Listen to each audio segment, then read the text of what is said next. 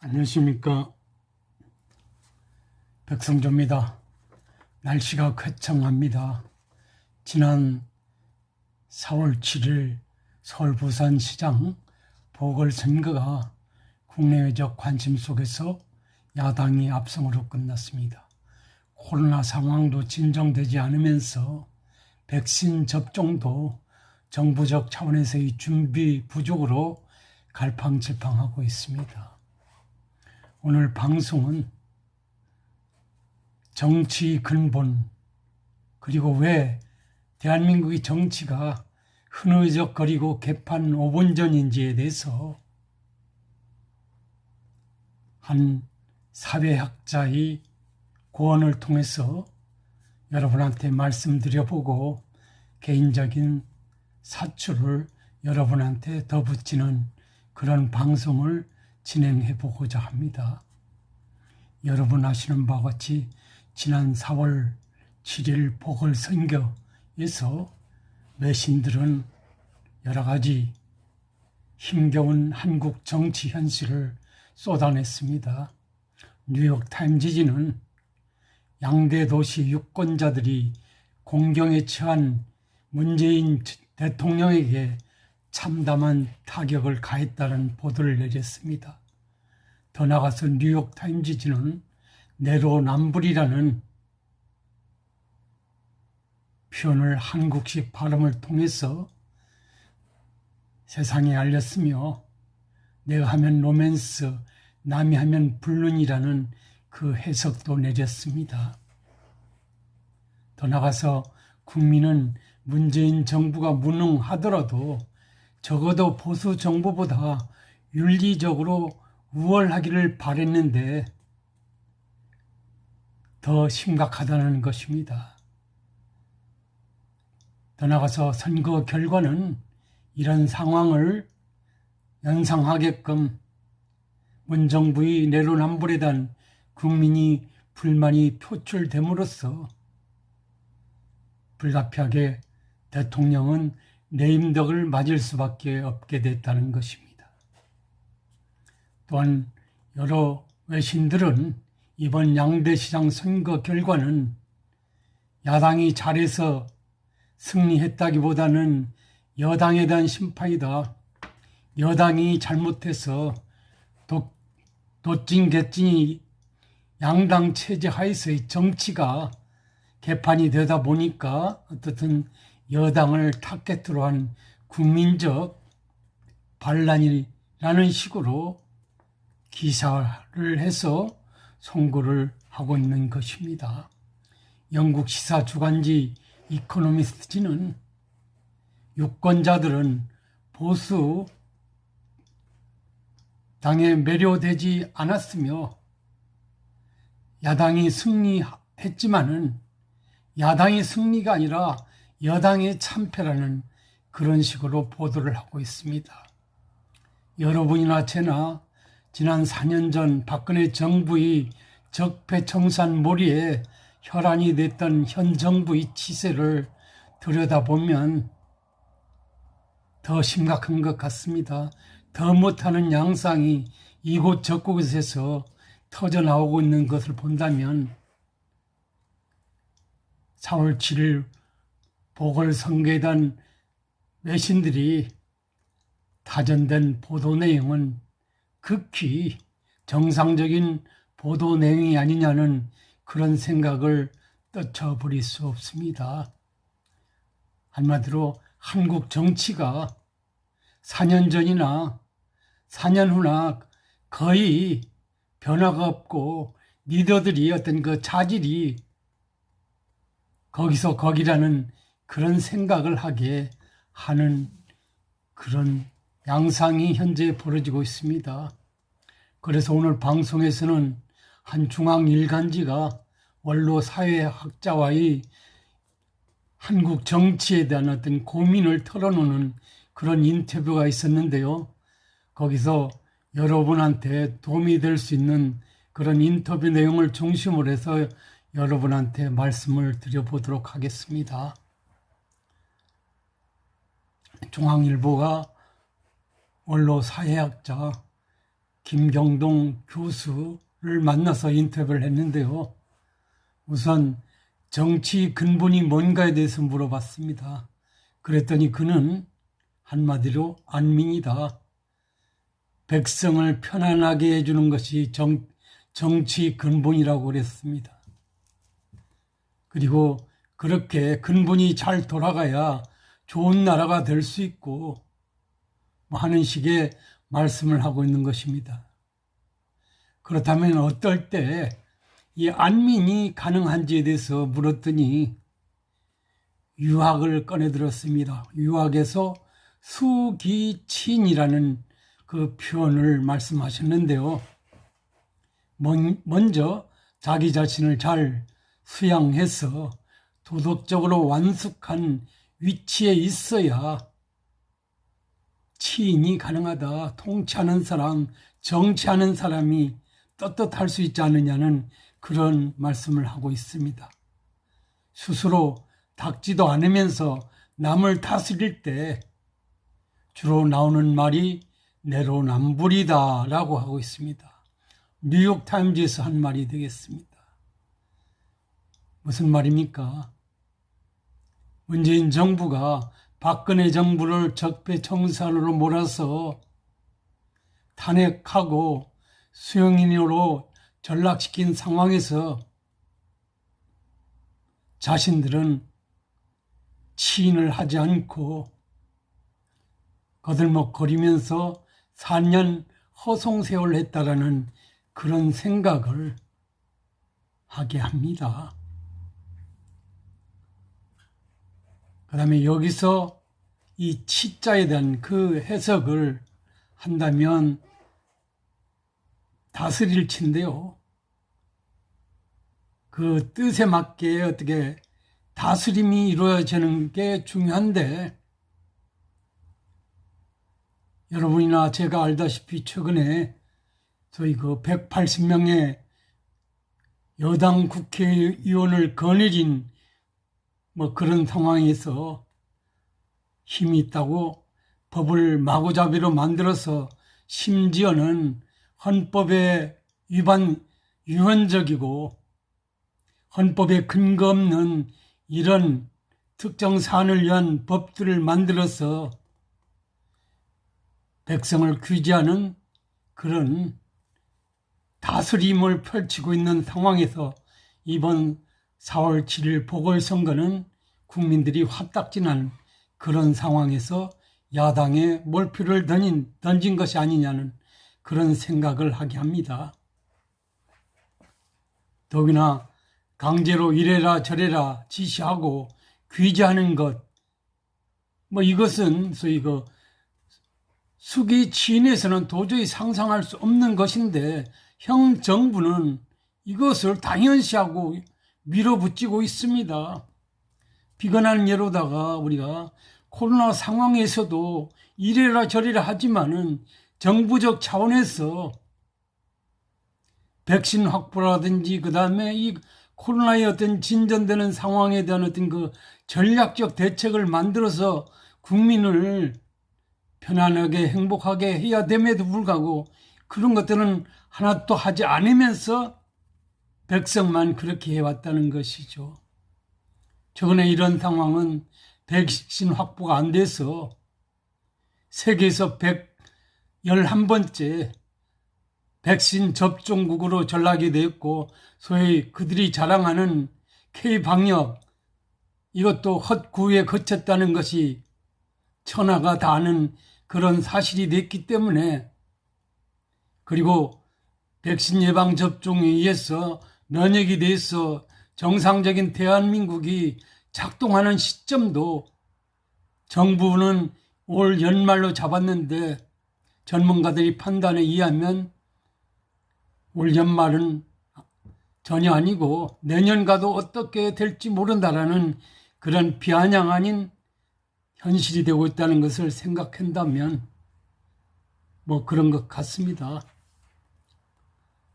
그러면서 이 김경동 교수는 정부의 부동산 정책에 대해서도 지적을 하고 있는데요. 그러면서 젊은이들에게 행복을 주고 있는가? 전혀 그렇지 못하고 있고 불안하고 뭐 이런 상황을 정부 스스로 조장하고 있는 것이 아니냐는 그런 말씀을 하고 있습니다. 젊은이들은 아직 집이 없는데 집값이 너무 무섭게 치솟고 있다. 그렇다면 이에 대해서 정부가 적절한 미래 비전 차원에서 대책을 수행해야 되는데 그렇게 하지 않고 있다 이거죠. 뭐 그러려면 우리가 자본주의 국가인 대한민국이라면 시장 수요에 맞게끔 집을 지어서 공급하는 것이 당연함에도 불구하고 현 정부는 그렇지 않다는 것입니다.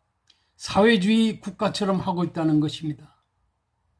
그래서 국민의 마음을 편안하게 해줄 수 있는 실질적인 부동산 대책이 되지 못하다 보니까 선거 막바지에 LH 사태가 터짐으로써 야당에 몰표를 던질 수밖에 없는 상황, 특히 20대, 30대가 그런 반란 아닌 반란을 일으킬 수밖에 없었다는 것은 정부의 부동산 정책이라든지 재반 정책이 자본주의적, 시장주의적 관점에서가 아니라 사회주의적 관점에서, 국가주의적 관점에서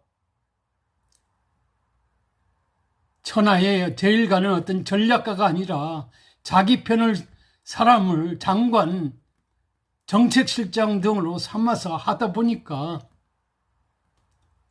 백성이 안민은 안중에도 없고 자신들이 영달만을 위한 그런 치사가 펼쳐지는 이런 상황이 전개되고 있는 것이 아니냐는 그런 생각을 하지 않을 수 없습니다. 그러면서 이 김경동 교수는 왜 지금 안민이 정치가 안 되는지에 대해서도 약간의 말씀을 하고 있습니다. 그는 현 정부가 국가주의 위험 속에 빠져 있다. 국가주의, 국가 우선주의를 선택해서 국민주의라든지 국민의 개인주의라든지 시장주의, 합리주의 이런 것들이 전부 무시되고 있다는 그런 말씀을 하고 계십니다. 그래서 국민이 필요로 하는 주택 문제 해결에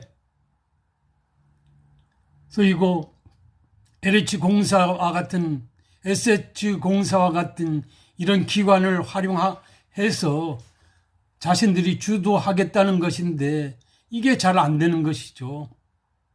뭐 이런 것들은 싱가포르와 같이 인구가 적은 그런 나라들에서는 나름대로 의미 있는 정치적 어떤 그 대안으로 활용할 수 있지만은 어떤 그 부동산, 땅에 대한 어떤 소유 관점이 어느 나라보다도 더 큰 그런 나라에 우리 경우에 있어서는 어떤 싱가포르식의 어떤 공공기관을 통한 어떤 그 부동산 정책의 어떤 그것은 약간의 좀 바람직하지 않다. 남이 나라 잘 되니까 우리도 잘 될 것이라는 그런 착각 속에서 국민주의보다는 어떤 그 국가주의적 차원에서 이렇게 밀어붙이다 보니까 선거 막판에 LH 사태가 터질 수밖에 없었지 않느냐는 그런 생각을 해봅니다.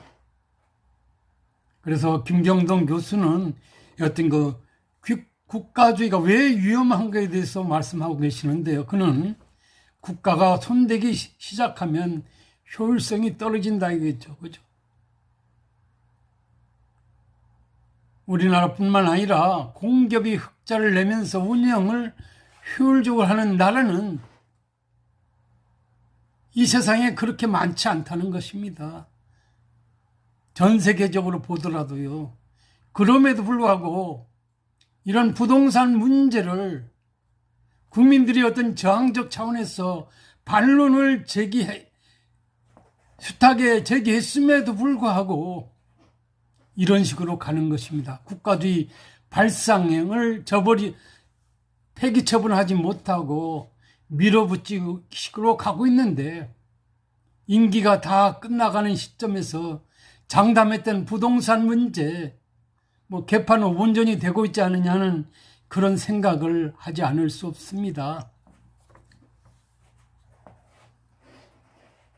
그러면서 김 교수는 어쨌든 우리는 시장 경제 체제를 운영하는 자본주의 나라 아니냐는 것입니다.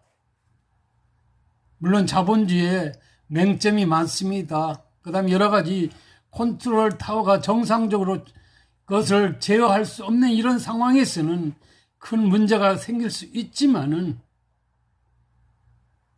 그렇더라도 우리가 이런 먹고 사는 문제를 해결하는데 자본주의만한 것이 없다는 것이 경제 전문가뿐만 아니라 일반 대다수의 어떤 상식적 차원에서도 그렇게 인식이 되고 있는 상황임에도 불구하고 현 정부는 어떤 국가주의적 차원에서 시장주의를 무시하고 이런 정부주도의 국가주도의 정책으로 모든 것들을 해결해 보겠다라는 어떤 시험적 발상 하에서의 이런 정책을 밀어붙이다 보니까 국가 경제 자체도 완전히 비정상적이고 시스템의 운영 작동 자체도 이해할 수 없는 상황으로 꼬이고 있지 않느냐. 그래서 4년이 지났지만은 정부의 어떤 치적, 그렇게 자랑할 것이 없게 됐다는 것을 우리가 분명히 인식되고 있는 것이죠. 박근혜 정부의 치세와 비교해서 뭐가 확연히 다른 것 찾아낼 수 없을 정도로 목소리만 컸지 실질적으로 내실 있게 국가를 경영해온 어떤 리더십이 출중한 대통령으로서 역사가 평가할지는 제 개인적으로는 아닐 것이다라는 그런 생각을 하게 합니다. 김 교수는 국가를 제대로 운영하려면 법치에 바탕한 합리성과 운영의 효율성, 그리고 청렴성 이런 것이 요구된다고 그랬습니다. 매우 시의적절한 이야기인 것 같습니다. 지금 법치도 인치로 흐르고 있습니다. 그 다음에 법무부 장관이 대통령이 한마디 모든 법치 질서가 후진국형으로 전락되어 있는 그런 상황을 우리가 연상해 본다면 충분히 이해되는 그런 것이라고 할 수 있습니다. 다시 말해서 현 정부는 합리적인 법치도 안 되고 있고 시스템이 효율적 운영도 안 되고 있고 청렴하지도 않습니다. LH 사태가 상징적으로 보여주고 있는 것입니다. 특히나 권부에 관련된 어떤 법치를 뭉개는 이런 울산시장 선거 관련 사건 등에서 우리가 연상해 본다면 깨끗하지 못함, 물론 현재 권력을 갖고 있으니까 그것이 수면 밑에 숨어 있을 뿐인 이런 상황들이 이곳 저곳에서 드러나고 있다는 것은 김경동 선생이 말씀하신 어떤 합리성과 효율성, 청렴성이 없다는 것을 반증하는 것이 아니냐는 그런 생각을 해봅니다.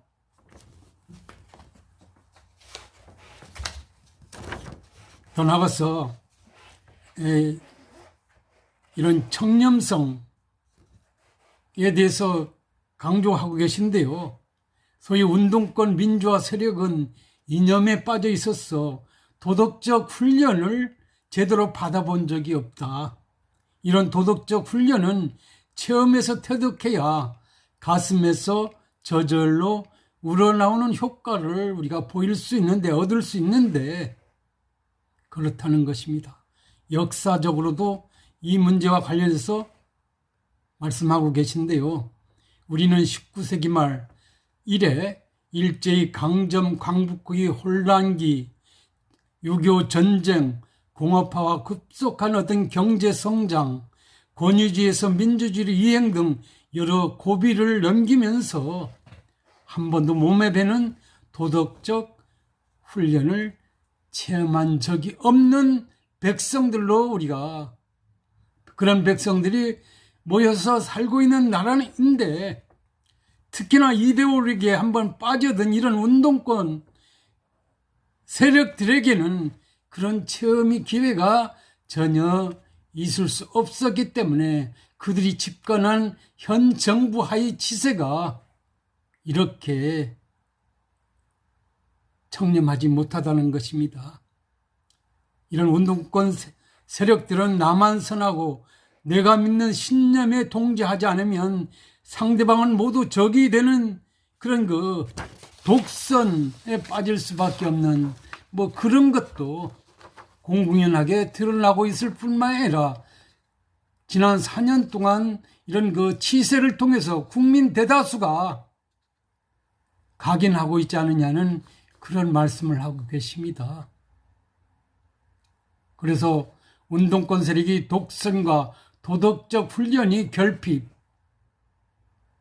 이런 것이 되다 보니까 뉴욕 타임즈지가 이번 선거 과정에서 드러난 그리고 백성들이 왜 여당을 에게 표를 주지 않은 이유가 내로남불이라고 그랬는데 그런 거와 다르지 않다는 것입니다.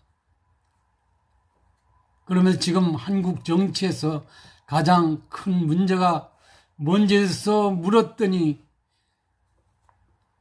정치하는 분들이 염치가 없다는 것입니다. 부끄러워할 줄 모른다는 겁니다.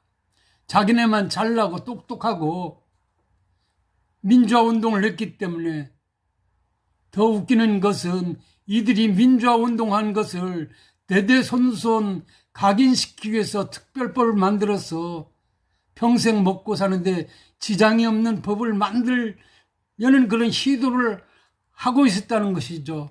그런데 선거 막판에서 불리할 것 같으니까 수면 아래로 들어가 있을 뿐입니다. 언제 그거 드러내서 그거 할지도 모르겠습니다. 염치 없는 양반들이기 때문에요. 그리고 김경동 선생은 염치라는 말에 어떤 의미가 있는지에 대해서 맑게 바르게 사는 것이다. 혹시 내가 실수를 하면 부끄러울 줄 아는 이런 것이 염치라고 그랬습니다. 남들이 맑게 살지 못하면 부끄럽다고 얘기를 해줘라. 어떤 이런 의미도 담겨 있다라고 했습니다. 그러니까 부끄러워할 줄 모르는 이런 집권 세력이 행태를 통해서 나라가 이 지경으로 되는 것 같습니다. 저만이 아니라 여러분도 여러 가지 많이 느끼실 것입니다. 저도 사실은 일전에는 이런 진보적 사고 하에서 진보주의 경향의 정당의 활동에 다소는 긍정적으로 봤었는데 최근의 입장에서는 다소 많이 어떤 비판적 시각에서 볼 수밖에 없는 것들은 이분들이 부끄러워할 줄을 모른다는 사실이 되겠습니다. 특히나 법학을 전공하는 입장에서 모렴치하게 법치를 뭉개는 것을 보면서 그것도 대통령도 법무부 장관도 그다음에 판검사들도 그 우수한 머리를 갖고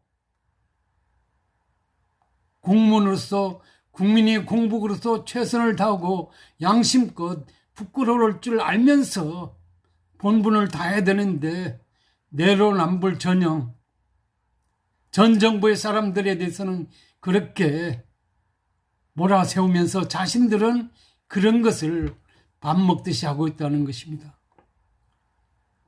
초법적인 어떤 행위를 하는 경우도 한두 가지가 아닙니다.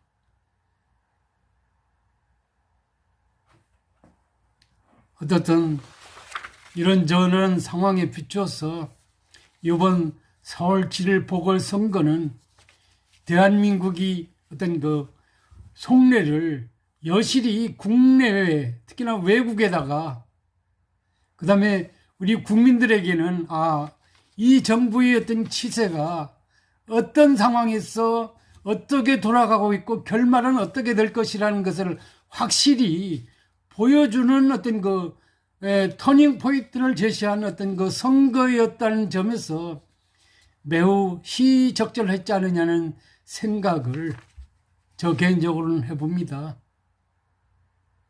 현 집권 세력들 만이 아니라 야당의 어떤 정치인들도 염치가 없다는 것, 그리고 스스로 어떤 자신의 어떤 역량을 닦고 어떤 정책 개발 능력을 함양시켜서 국민을 위해서 4년 동안 5년 동안 봉사하겠다는 것이 아니라 어떤 정치 이 집단 어느 야당이나 여당의 어떤 당의 한 구성원이 돼서 공천받아서 돼서 위세 부리면서 행사하는 것을 즐기는 이런 정치의 어떤 한마당이 대한민국 하늘에서 펼쳐지고 있기 때문에 연이어서 이명박 대통령 5년, 박근혜 대통령 4년, 문재인 대통령 4년 연이어서 대한민국의 정치는 실패하고 있고 대한민국의 어떤 위세는 점점 쪼그라들고 있고 20대, 30대 청년들을 위한 대한민국의 미래 비전은 크게 돋보이지 않는 이런 상황이 전개되고 있는 것이 아니냐는 그런 생각을 떨쳐버릴 수 없습니다. 대한민국은 분명히 하면 갈 수 있는 나라입니다. 그것은 조금 전에 김경동 선생께서 말씀하신 대로 일제강점기 거쳐서 해방돼서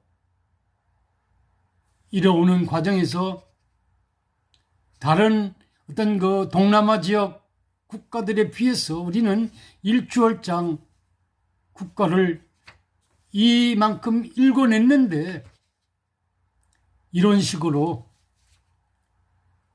개인주의나 국민주의나 법치주의, 자본주의 질서 이런 것들이 전체로 무시되고 국가주의 차원에서 사회주의적인 어떤 정책을 통해 가지고 공공기관, 어떤 시장이나 국민 개개인을 신뢰하기보다는 자신들이 설치한 공공기관을 통해서 국가 경제를 주도하겠다는 얼빠진 이런 생각으로 대한민국이 계속하는 한 대한민국은 추락을 면치 못할 것이라는 그런 생각을 해봅니다.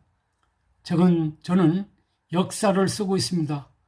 대한민국 근현대사를 쓰고 있는 과정에서 그런 과거적 관점에서 비추어서 현재의 상황도 보게 되는데 현재의 치세를 본다면 과거 역대 정부에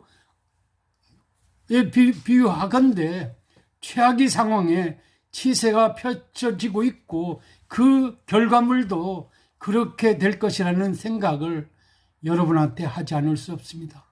한번 여러분도 한국 정치 문제가 뭔지 한번 생각해 봐 주시기 바랍니다. 감사합니다.